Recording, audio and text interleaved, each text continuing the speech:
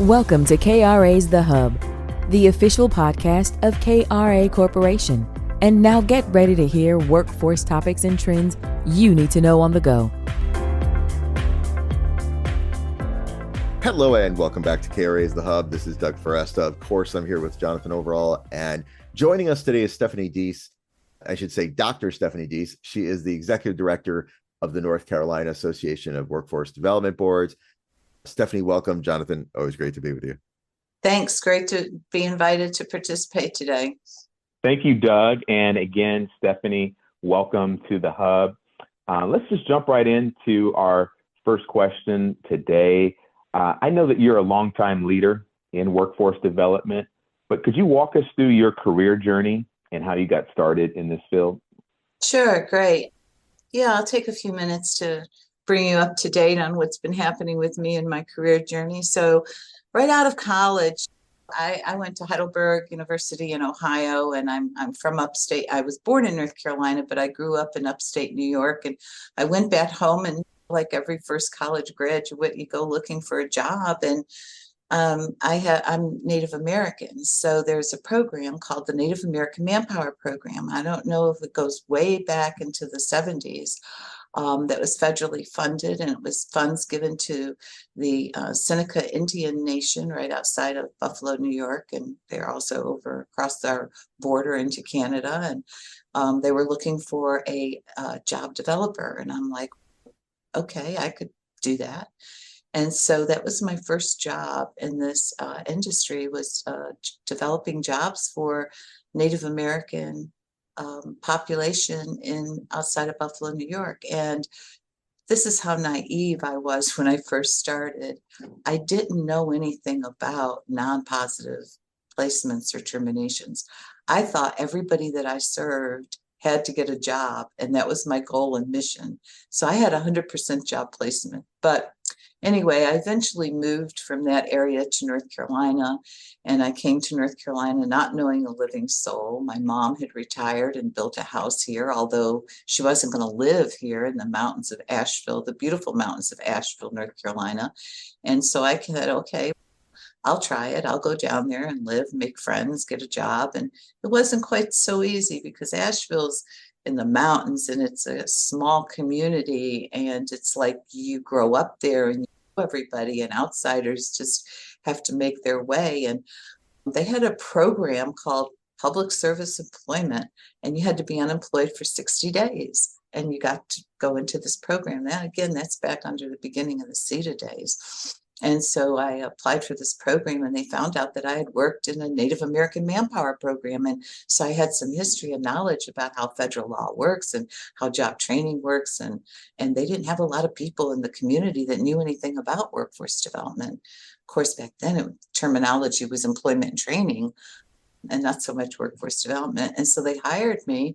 And so my first job in North Carolina was Title II BC coordinator under the CETA program. And then, of course, it turned into local private industry councils and workforce boards, et cetera, et cetera. So there's a long history of a progression of the federal job training programs that we've all gone through. And so I was the chief for planning evaluation for the Mountain Area Private Industry Council in Buncombe County, which is Asheville, North Carolina. And basically for almost 30 years, my role was partnering with local workforce boards and the community colleges. And meanwhile, along the way, I went back to college, to NC State. I got my master's degree in training and development, went on and got my doctorate in higher education leadership, and was continuing to work during all that time. So that's where my doctorate came from. And that was one of the reasons I left Asheville to come to Raleigh, was to be able to go to NC State to earn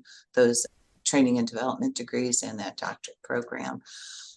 So when I retired and they reached out to me to come back and head up their association, I thought, I know the colleges, I know the workforce boards, that would be a great partnership for me. And I think I'd like to try that.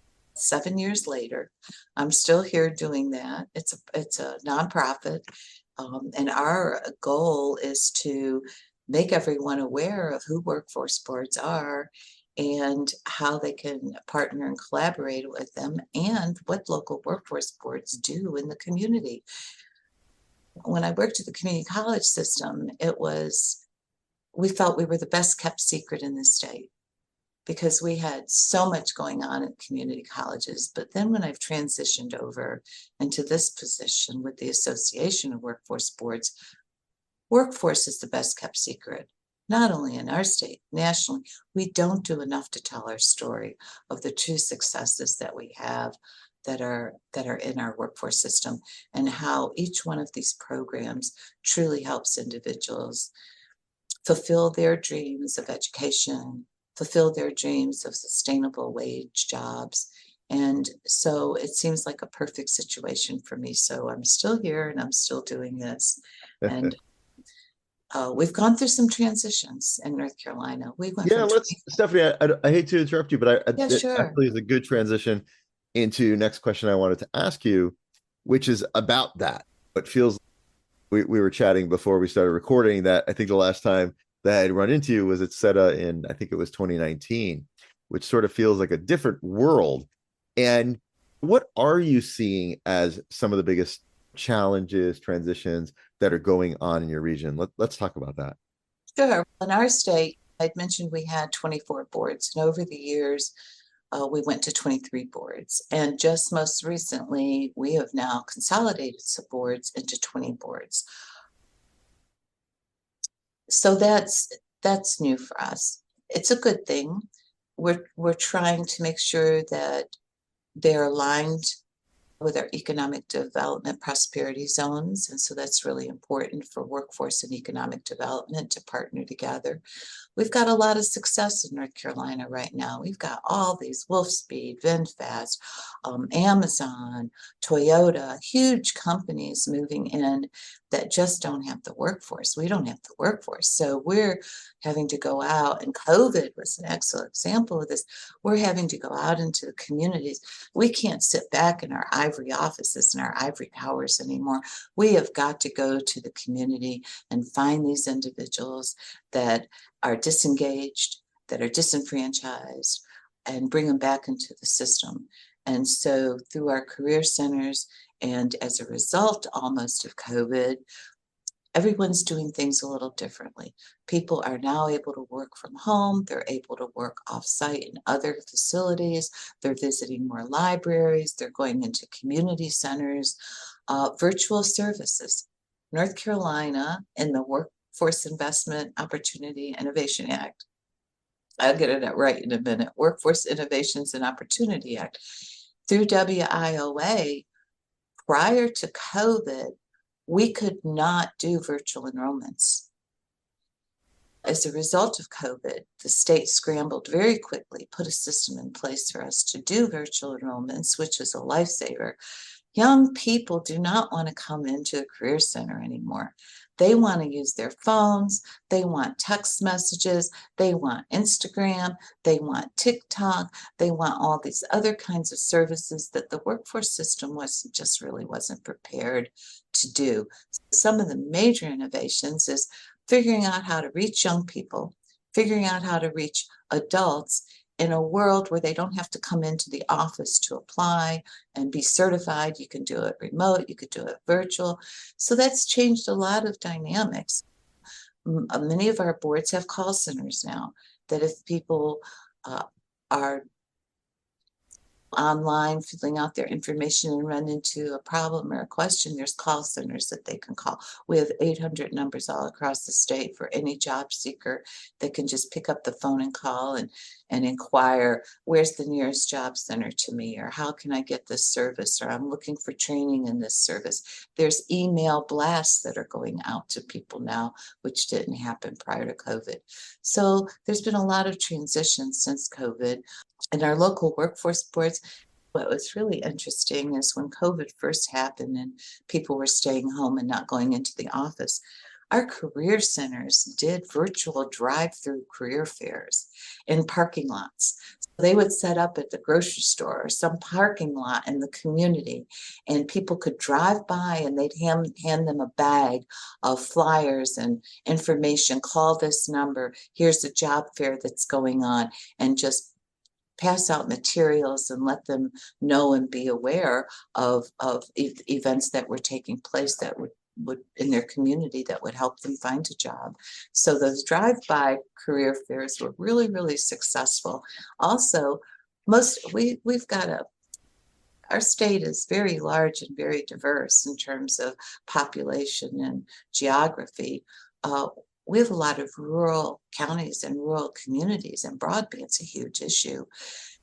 All of our parking lots for the career centers were turned on for Wi-Fi, so people could come, park in the parking lot, access their remote devices, iPads, computers, whatever, and just out of the parking lot have that service available. Oftentimes, my office is actually in one of the career centers in Raleigh, one of the largest centers in the state, and I have an office here, and I actually worked during COVID. I came to the office. I'm not one of those remote, like to work from home remote people, so I would come into the office, and I'd see people out in the parking lot with their children in the car where they couldn't get access to internet, and they were doing their homework and things on their laptop or computer. So that was a huge service that took place in the pockets in our rural communities that didn't have access to internet. So those are some of the innovations that have occurred. The whole remote access for individuals, internet access for individuals, online enrollments without having to verify information face-to-face or in person, drive-by job fairs. The job fairs during COVID exploded as well. Virtual job fairs. Now, how's that one? So we had many of our boards purchased this package of virtual job fairs, just like you and I are talking now. Employers could sign on, have a waiting room, and Johnny could go in, have an interview in that waiting room with employer XYZ. So the virtual job fairs, and those are still going on regularly, regular virtual job fairs. Most of our boards are offering those as well.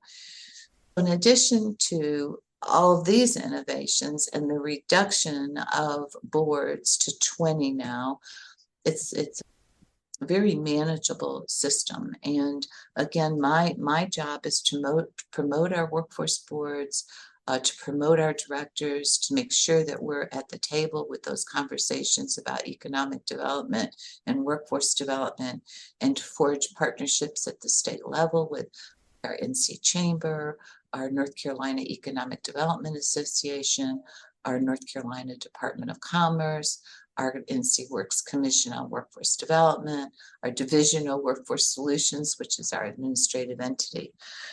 So that just gives you a little bit about some of the changes that have taken place since COVID.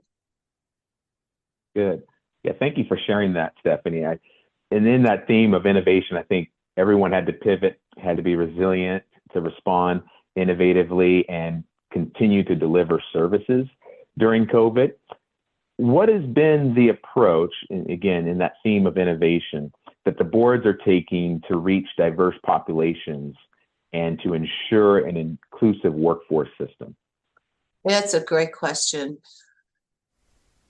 Workforce boards serve a lot of different roles. They're a convener, they're an analyst, they're the community problem solver. If we were truly looking at the role of what local workforce boards do, they and their staff in particular should be out in the community. And that's the best way to reach diversity and inclusion, is being present in those community activities in the community centers, and just knowing who the local workforce boards are.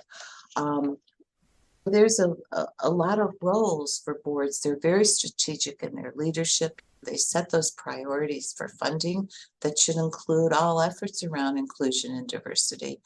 So I think getting out into the community is the biggest situation there, and just making sure that they're reaching those marginalized populations that often have been neglected, and the job training programs, the workforce educational programs are designed specifically for those individuals to pull them out of those poverty levels and to uplift their skills and to make sure that individuals have the skills to match the needs of the businesses and employers. So you've got a two-pronged approach here. You've got what's going on in your local communities, but then you've also got what's business looking for. And you want to make sure that your skill level of your customers that you're serving through your NC Works Career Centers are going to have the skills to meet the business and industry needs. So there's a lot of analysis of what's in the community, who's hiring, what's the skill level, how do we reach the people, get them trained, upskill them, and get them in those jobs. I know you don't have a crystal ball, Stephanie. I'm sure you wish you did. But don't we all? Yeah, exactly. Especially tomorrow's winning lottery numbers. That's probably where I'd start. But what do you think are going to be, as you look at sort of workforce trends, what do you think are some of the things that, specifically in North Carolina, that you think that workforce boards need to be positioned to meet? I mean, where do you see workforce going and where workforce development boards need to be in order to meet present and future challenges? I think it's really important that we're at the table where these conversations are taking place. What we're seeing in workforce right now is a lot of federal funding for workforce not coming to the workforce system directly, but in other legislations, such as infrastructure bill. There's a lot of money in the infrastructure bill for workforce development, but it's not coming directly to the boards. So we need to be sitting at the table when they're having those conversations about infrastructure to make sure that people know who we are to begin with, and that we're getting the resources that we need to build the training capacity to provide them with the skilled labor that they're going to need as they move forward with these infrastructure pods. Same with the CHIPS Act, huge act. Those are two huge pieces of funding. We've got to make sure the individuals that are receiving those dollars from either one of those programs know who the local workforce boards are and the role that we can play in helping to deliver that skilled training. So I get a little concerned sometimes that the federal government doesn't seem to be supporting the workforce system, the publicly funded workforce system that they created. And there's all these resources, additional resources going into other pots of money, other pieces of legislation. And we've got to make sure we're there at the table. So I heard the other day someone said, not only do we have to invite them to the table and make the coffee, but we better build the table too. So I am concerned about that. I'm concerned about the negative conversation that's going on in Washington around workforce development, around WIOA, especially around the elimination of the youth program.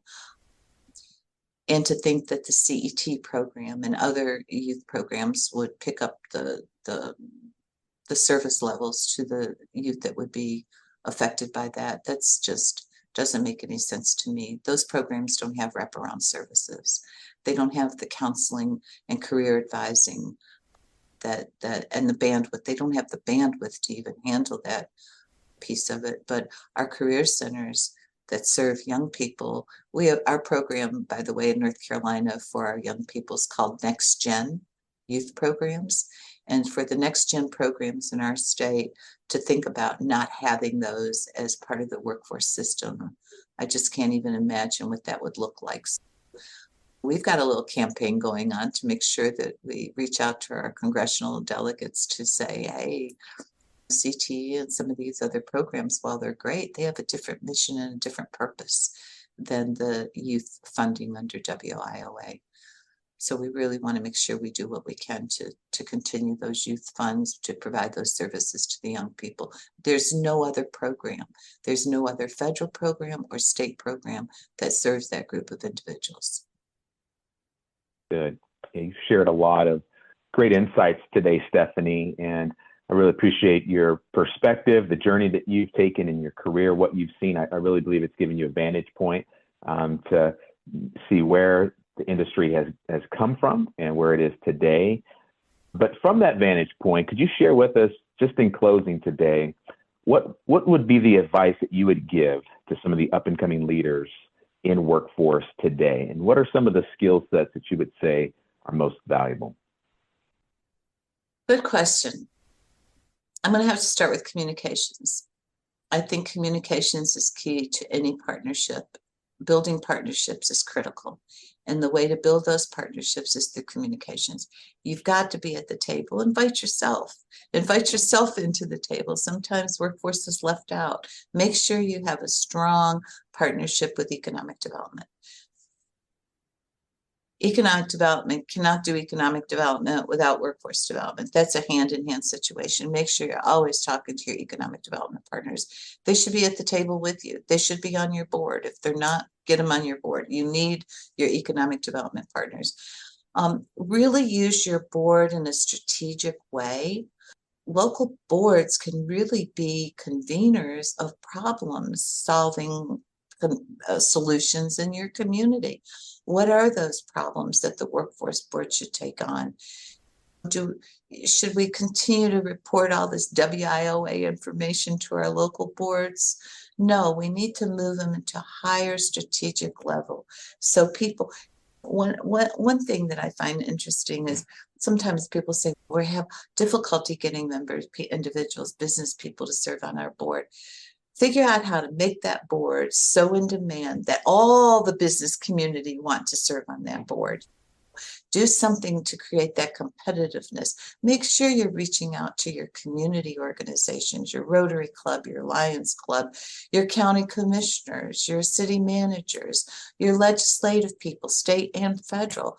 They need to know who you are. We've got to do a better job of telling our story. Write your success stories, share them broadly, create newsletters or even these digital formats nowadays instead of newsletter. Blast it out to your people. Email blasts. I'm just saying you've got to be connected because the board has a powerful voice and a powerful role to play if you take full advantage of it. So I'd say just make sure your board is at the level it needs to be in their vision and you've got the right partners at the table helping you get there.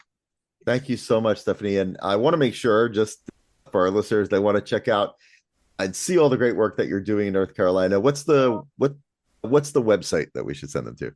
This is very easy. www.ncawdb.org. NCAWDB, North Carolina Association of Workforce Development Boards. Come on by and check us out sometime.